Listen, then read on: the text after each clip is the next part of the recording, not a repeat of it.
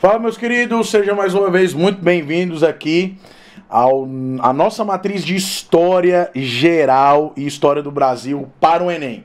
Você que está se preparando para o Enem deste ano, é aqui o seu lugar. Comigo, professor Luiz Eduardo, seu professor de História. Então nós vamos trabalhar hoje os períodos da pré-história e dar continuidade à ocupação do homem pré-histórico na América e também falarmos um pouco sobre as formas de comunicação desse período, que é a pintura rupestre. Então vamos lá, vem comigo. Na nossa última aula nós trabalhamos uma introdução geral sobre história, sobre as escolas historiográficas, a escola dos análises, a escola marxista, a escola positivista. Falamos também sobre os períodos da história. Quais são os períodos da história? Pré-história, história antiga, medieval, moderna e contemporânea, ok? E também falamos um pouco sobre a história do Brasil e as suas divisões: período colonial, período imperial, Primeira e Segunda República e período contemporâneo. Então, nós vamos focar agora na pré-história, que é o nosso primeiro conteúdo que costuma aparecer no Enem, mas quando ele cair, você não vai ter problema nenhum. Sabe por quê? Porque eu vou ensinar para você agora como você vai gabaritar as questões sobre pré-história no Enem. Então vamos lá? Vamos comigo? Olha só. Meus queridos, nós temos aqui então os períodos da pré-história. E a pré-história basicamente é o que vai aparecer no Enem: Paleolítico, Neolítico, Idade dos Metais. Existe o período Mesolítico, mas não existe um consenso entre os historiadores sobre quando ele começou e quando ele terminou. Por isso esse período para o Enem, ele não é interessante, porque ele não aparece, porque ele não cai, ok? Então quais são os períodos que você tem que levar em consideração? Período Paleolítico, Neolítico e a Idade dos Metais. O período Paleolítico é também chamado de período da Pedra Lascada. E por que ele é chamado de período da Pedra Lascada? Porque o homem nômade, que não tinha habitação fixa, lascava a madeira com pedras para utilizar como ferramenta para caça, pesca e coleta, ok? Esse período aqui do Paleolítico, o homem era nômade.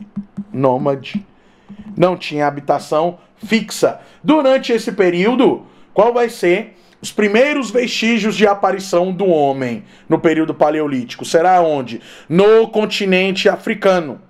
Lembre-se da teoria da evolução do Charles Darwin, que também nós vimos na aula anterior.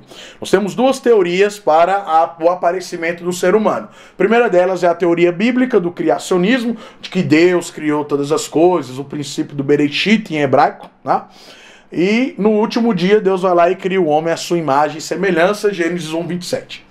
Posteriormente a isso, nós temos então o indivíduo no Éden, a entrada do pecado no mundo, e assim vai dando sequência à narrativa do aparecimento da criação do homem, segundo a perspectiva do criacionismo.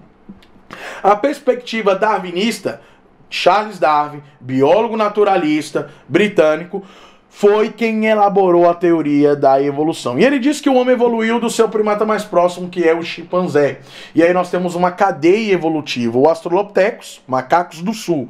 Macacos do sul já é uma referência a quem? Já é uma referência aos primeiros aparecimentos ou vestígios de aparecimento do homem na África. Depois do Australopithecus, o Homo habilis, o Homo erectus, o Homo sapiens e o Homo de Neandertal e o Homo sapiens sapiens, ok? Então o período Paleolítico é o período onde nós vamos ter os primeiros vestígios de aparição do homem no continente africano. Primeiramente, esses grupos de homens, eles eram nômades, não tinham habitação fixa, estavam localizados próximos de rios e mares e lagos para facilitar a caça, a pesca e também a coleta, ok? Já no período Neolítico, nós temos algumas características aqui. O período Neolítico, ele é chamado de período da Pedra Polida. E já já eu vou mostrar para você por que ele é chamado de Pedra Polida. Ele é iniciado por volta de 10.000 a.C., E a principal característica do período neolítico é o domínio da agricultura e da pecuária, também chamado de Revolução Agrícola. Período neolítico pode aparecer na sua prova no Enem como Revolução Agrícola, ok? Qual é a diferença do paleolítico para o neolítico? No paleolítico o homem era nômade. No neolítico ele vai ser o quê? Sedentário. Ele vai passar a ter o quê? Habitação fixa. Ele vai ter habitação fixa. Tudo bem? Então essa é a diferença. Paleolítico, nômade. Paleolítico, pedra lascada. Neolítico, pedra polida. Neolítico, sedentário, ele passa a ter habitação fixa. E a idade dos metais é por volta de 7.000 a.C. E aí nós vamos ter o domínio da metalurgia. O homem dominando o metal, ok? Esses são os períodos da pré-história. Paleolítico, neolítico e idade dos metais. Eu vou colocar aqui para você, deixa eu pegar uma parte aqui no slide. Eu vou colocar aqui para você um mnemônico que vai fazer você lembrar dos períodos da pré-história sem errar na sua prova. Olha esse mnemônico. Pa-ne-me. Pá de paleolítico. Paleolítico, período nômade, idade da pedra lascada. Neolítico, pedra polida e revolução agrícola. E idade dos metais. Leva esse mnemônico para você. Paneme, paleolítico, neolítico, idade dos metais, paneme.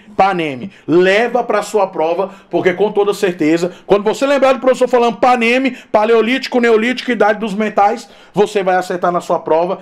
Esses são os períodos da pré-história, ok? Mas como que se deu durante o período da pré-história, durante o período do Paneme, paleolítico, neolítico e idade dos metais, como que se deu a ocupação do território americano? Então a ocupação das várias regiões do mundo tem uma explicação muito simples, né?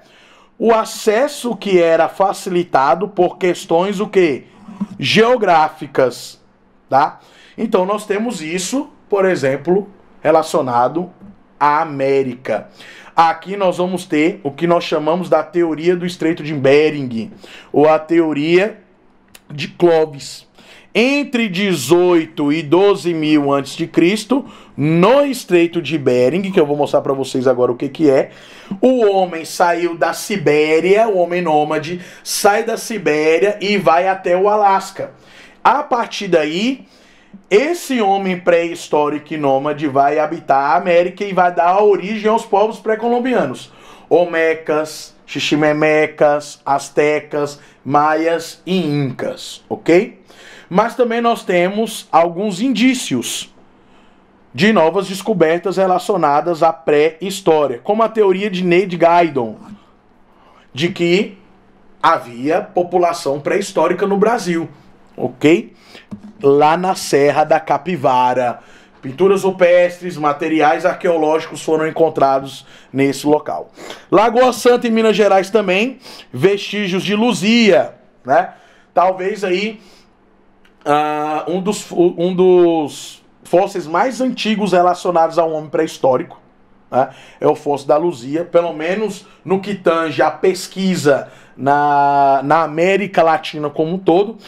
É o fóssil humano mais antigo encontrado na América Latina, lá em Lagoa Santa, em Minas Gerais, ok? Datado aí aproximadamente de 25 mil anos atrás.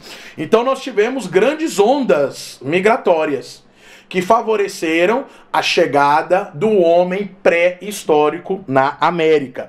E aqui com esse mapa fica muito bem explicado aí para vocês, olha lá, ó. Deixa eu botar aqui para vocês. Aqui nós temos a teoria de Clovis, tá? Teoria de Clovis. E aqui nós vamos ter então um mapa que mostra como esse homem nômade, ele foi saindo da África, aí ele foi para a Europa, aí ele foi para a Ásia, aí tá vendo aqui na Sibéria? Chegou aqui na Sibéria, ele vai passar por aqui, ó. Isso aqui é chamado de Estreito de Bering, aí ele chega pro Alasca. e vai ocupar todo o território americano. Essa é essa teoria aqui, ó, teoria de Clovis, do Estreito de Bering, entre 18 e 12 mil a.C., tá? Teoria da Ned Gaidon é que o homem pré-histórico, de alguma forma, obviamente através da navegação, saiu de regiões como a Oceania e chegou até o território americano, e aí ocupou a Serra da Capivara. Fóssil mais antigo, encontrado na América Latina, foi encontrado no Brasil aonde? Minas Gerais, Lagoa Santa, datado de 25 mil anos atrás, ok? A arte na pré-história, ela tem um significado. E qual é o significado dela? Comunicação. Como que essa galera se comunicava durante a pré-história? Se naquela época não existia escrita, por exemplo. Não existia escrita nesse período. Não havia escrita, né? Então, como que o homem pré-histórico se comunicava? A partir das pinturas rupestres. O que para nós hoje é arte, para eles era forma de comunicação. Então, olha só. A partir do homem de Neandertal, passaram a ser produzidos objetos que nós hoje classificamos como arte, mas que são classificados como o quê? Auxiliadores mágicos. Então nós vamos ter aqui a pintura rupestre, que vai ser a principal forma de quê? Principal forma de comunicação durante esse período. Mas também nós vamos ter o quê? Esculturas que representavam questões sociais do período da pré-história, representava o gênero e também representava o quê? Questões religiosas. Representavam também questões religiosas. E a arquitetura era muito ritualística, voltada aí para as questões mágicas, voltadas para a questão aí de funeral, de culto às divindades e assim sucessivamente, ok? Então olha só. Aqui eu queria mostrar para vocês. Esse monumento aqui é o monumento datado do período Neolítico. Lembre que o período Neolítico, ele é também chamado de pedra o quê? Pedra polida. Por quê? Essa imagem aqui deixa muito bem claro o porquê que era pedra polida. Então essas esculturas eram criadas para quê? Para representar questões sociais e religiosas, ok? O movimento de Stonehenge, na Inglaterra, monumento megalítico que foi formado pelos Maines durante o período pré-histórico. Também é um monumento que faz referência ao quê?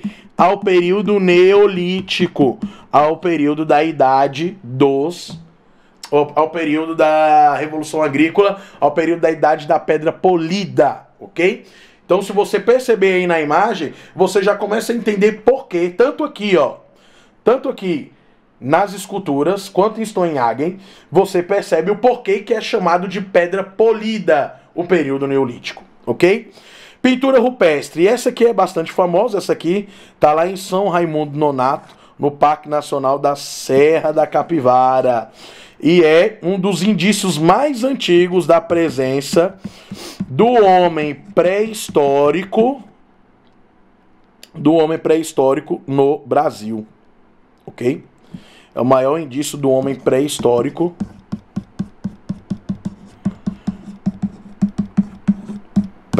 no Brasil. Tudo bem? Aqui nós vamos ter a Pedra do Ingá, no estado da Paraíba também. Indica a presença do homem pré-histórico no estado da Paraíba, ou seja, na região do Nordeste do país. Ok? Depois nós vamos ter aqui Caverna de Lascaux. Caverna de Lascaux na França, ok? Foi descoberta em 1940. E foi descoberto por acaso, foi descoberto por uns meninos que estavam ali passeando com o cachorro, e aí eles descobriram essas pinturas magníficas. Todas essas pinturas aqui, ó, hoje chamadas de arte rupestre ou pintura rupestre, eram o quê? Eram forma de comunicação. Ok? Caverna de Lascaux na França. Depois nós vamos ter a Caverna de Chauvet, também na França. A Caverna de Chauvet também foi descoberta por um acaso, só que em 1994, e ela também representa uma forma de como a comunicação acontecia, principalmente no período paleolítico. Lembre-se que o processo da escrita que nós vamos ver nas nossas próximas aulas, quando nós adentrarmos no período da antiguidade, aí nós vamos ver os povos sumerianos, surgimento da escrita cuneiforme, organização das primeiras civilizações. Aí nós teremos uma comunicação oficial com a criação dos primeiros alfabetos, mas a forma de comunicação do homem, principalmente no Paleolítico, mas também no Neolítico e na Idade dos Metais, era a partir da pintura rupestre. Então as atividades eram traçadas, eram pintadas, eram desenhadas em uma parede e ali você havia indicações. Aí você desenhava o boizinho, por exemplo, o cara ia lá, desenhava o boizinho, colocava uma lança atravessada no boizinho, era um sinal de que ou você ia caçar, ou de que você ia matar um animal, ou preparar um animal para ser cozido, né, para se alimentar dele no dia posterior.